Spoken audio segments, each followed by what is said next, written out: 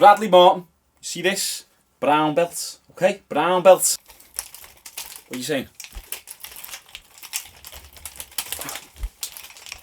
Come on then. Today we're going to talk about how I would beat Bradley Martyn in a fight. Yep, today we're making it all about me. Now the last two videos are done on this situation. You guys seem to enjoy it. So let's have a little bit of fun with this one. First off, quick disclaimer. I like Bradley. I watch his content. I'm simply commenting from the standpoint that he believes he can beat someone who's significantly smaller than him. So we're going to break down everything step by step and go through the strategy of Shaun Jones versus Bradley Martyn. Number one, let's look at our stats. So Bradley is 6'2" and 260 pounds. That's 118 kilograms. Now for me, when I'm deep into my bulk and at my peak gains, I'm usually around 85 to 88 kilograms. This is 187 to 193 pounds. When I'm a bit leaner and a bit fitter, I'm around 80 to 83 kilograms. That's 176 to 182 pounds. Now I'm currently not in the best shape. I've lost a little bit of size because of this long haul virus situation. And in all honesty, I've probably only got a good 30 seconds in me before I'd pass out. But anyway, the first question would be, what weight would I fight him at? Would I fight him at the heavier, stronger weight of 88 kilograms? Or would I fight him at the lighter, faster, fitter weight of 83 kilograms? I'd actually choose the lighter shape of 83 kilograms because my fitness and conditioning is so much better at this weight opposed to the heavier weight. And in this case of fighting Bradley, I'd rather have more speed and endurance than sacrifice my conditioning for a little bit extra power and strength. But being too light is giving up a little bit too much body weight for my liking. You got to remember, I haven't got the skill level of Demetrius Johnson. So all in all, there's going to be around a 35 kilogram difference between me and Bradley. That's around 77 pounds. Number two, let's address the size difference. What are my initial thoughts? You might be like, wow, Shaun, 77 pounds.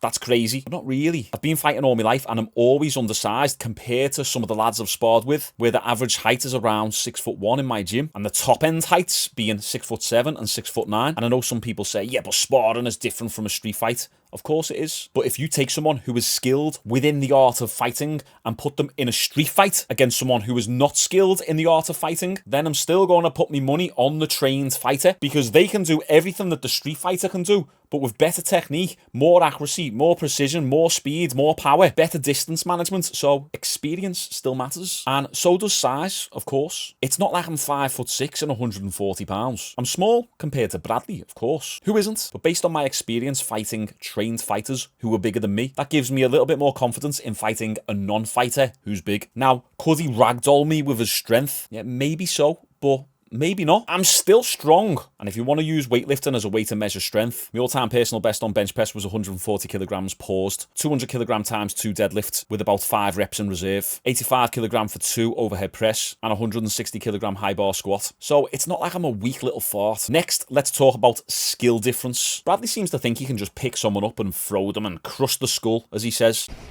I'm going to crush his head on the floor. No. But it's not that simple against someone who is trained, as we've seen. One thing that he's forgetting is he's only done this, where he's picked them up and slammed them, against people who he's agreed to solely grapple with. He's not taking into consideration everything else that can happen in the meantime during a street fight or an MMA match. And Bradley is an athlete, of course. He's really strong, he's really fast and athletic, but also very unskilled, and he only has his strength and his size to rely on. I've got a lifetime of experience combined with relative strength and size, and also his lack of skill shows because he's very uptight when he grapples, and as I said in the last video, he goes full 100% all out, which shows a lack of experience. And one thing I hate is inexperienced people who can't control themselves. It really does show that someone's skill level is quite low when they can't control themselves. When I spar or wrestle or demonstrate or just try and have a laugh with someone, have a little roll about and a little play, I'll go 10-20%, no more, but they go 100%, and it's like, do you know what it'd actually be like if I went 100%? Someone who's actually skilled and fairly strong and explosive. I'm holding back because I don't want us to get hurt during this exchange, whereas Bradley doesn't do that. He just goes all out, balls to the wall, and therefore I believe Bradley's never really had anyone go 100% with him. He doesn't know what it's like to really truly feel that adversity coming back at him, apart from that one Brazilian jiu-jitsu match he had with that bigger fella. That's why with Bradley, I couldn't just have like a little roll around and a little play and a little play spar. It'd have to be a 100% all-out MMA fight because he doesn't know how to control himself due to the inexperience. So a roll about and a play about would just end up as a full fight anyway. Now, number 4, the strategy. What are the specifics that I'm going to do in order to beat him? Now, obviously, strategies would differ between an MMA fight, a boxing fight, and a street fight. But let's go with what would I do in a street fight, because that was Bradley's original argument. How would Shaun Jones beat a Bradley Martyn? Well, we all know what Bradley's strategy is. I'd just grab you. Okay, well, let's unpack that strategy here. First off, if I was to describe my style, it's kind of like a hybrid where I can adopt any fighting style. Call me Stylebender 2.0. Just a little bit less African and Chinese. Sorry, Izzy. Izzy the Chinese, the true Chinese. Bro, I need to revoke your black card, bro. I don't even look at you like a black man. I look at you like the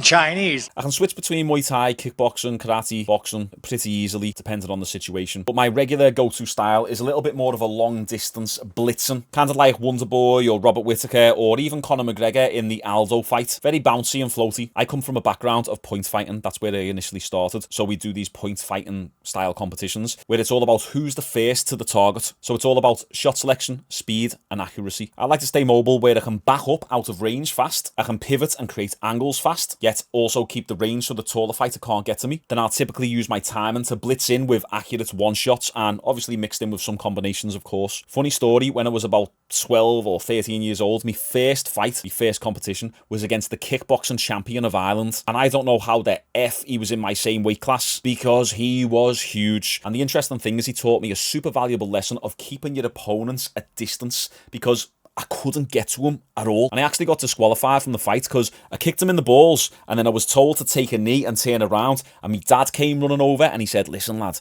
you're going to lose anyway. The lad's about to win. Just kick him in the balls again. So I was just like, okay. So I kicked him in the balls again and then I got disqualified. So at least it was a moral victory for my first fight as a teenager. But it was him who taught me the valuable lessons in distance management. And ever since then, that's what I've adopted. So my initial plan with Bradley is to keep distance and ideally take out one of his legs with a high power low kick or a side kick to his knee to hyperextend the joint, potentially snap some tendons and ligaments. Now, assuming that he hasn't rushed me yet, I do that again and again to get him focusing on those kicks and ideally setting him up for a straight right, a check hook or an uppercut when he came rushing in whilst I'm simultaneously moving back. And if you're just learning to fight, here's a pro tip for you. Learning to strike whilst moving backwards is a highly valuable skill because then you can let them chase you, they'll create openings and then you can counter them off the openings. Now, the shot that I'd choose would entirely depend on the situation. Shot selection is something that you have to find within the moment. It's all good saying, I'd do this and then I'd grab him here and then I'd punch him and then he'd throw a punch and I'd duck out the way and then I'd do this back to him. But that's what people who've never been in fights say, or people who do Aikido or Krav Maga. No hate, I'm just saying it's not as practical as you think it is. So I'd chop at his legs, snap some of those liggies up, and if it was succeeding at that and I could see that it was hurting him,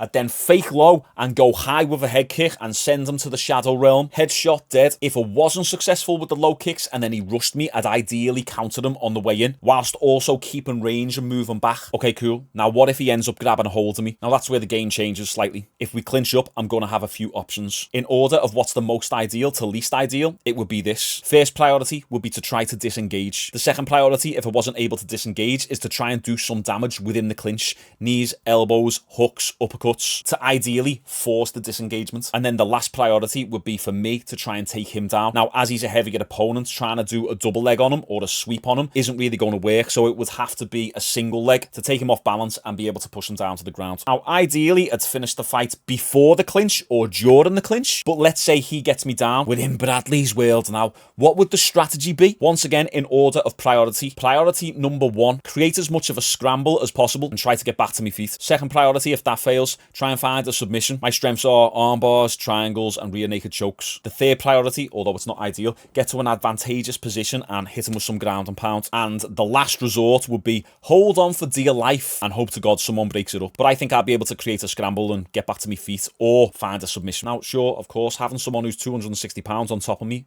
is a lot, but it's really nothing that I'm not used to. A 35 kilogram size difference isn't crazy enough to the point where your skills are useless. It just saps your energy a little bit more, which brings us on to the fitness and endurance side of the argument. Bradley's 260 pounds and 10% body fat. Muscle tires fast, and we haven't really seen Bradley fight for very long. Throw adrenaline and nerves into the mix during a street fight. Also, the mental uncertainty that, am I going to get knocked out here? This can all sap your energy a lot faster, especially when you're carrying around that much muscle. And it's true, muscle don't win fights. They can be detrimental to you, especially if the fight goes longer than 30 seconds. The longer the fight goes between me and Bradley, the more it favours me because I am more strong than I am big. I've had a lot of people who are bigger than me who've said, Shaun, you're deceiving. So I have the strength to fight back without gassing out as much as someone like Bradley would. And the last thing to consider is heart, grit, and will. Who's got the most grit in them? Of course, he'll say him, and I'm going to say me. The thing I've got going for me in this department is this is normal normal to me. I've fought thousands of rounds over the years. I've been hurt, I've been injured, and I've still had to continue and fight through the pain. I've done 9 2-minute rounds, and now I'm in the 10th round with a 120 kilograms, 6'7" lad lying on top of me with his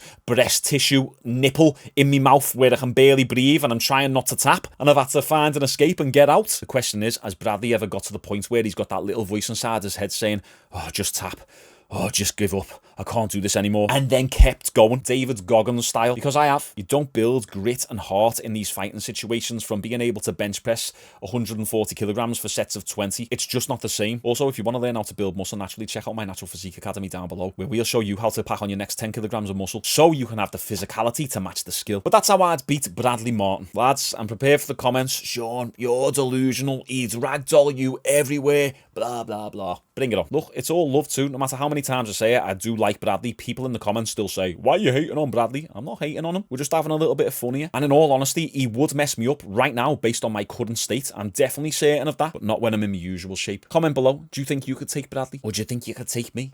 Give this video a like. Nice one for the 40,000 subscribers. I appreciate you all. Subscribe for daily content. And I'll see you all tomorrow.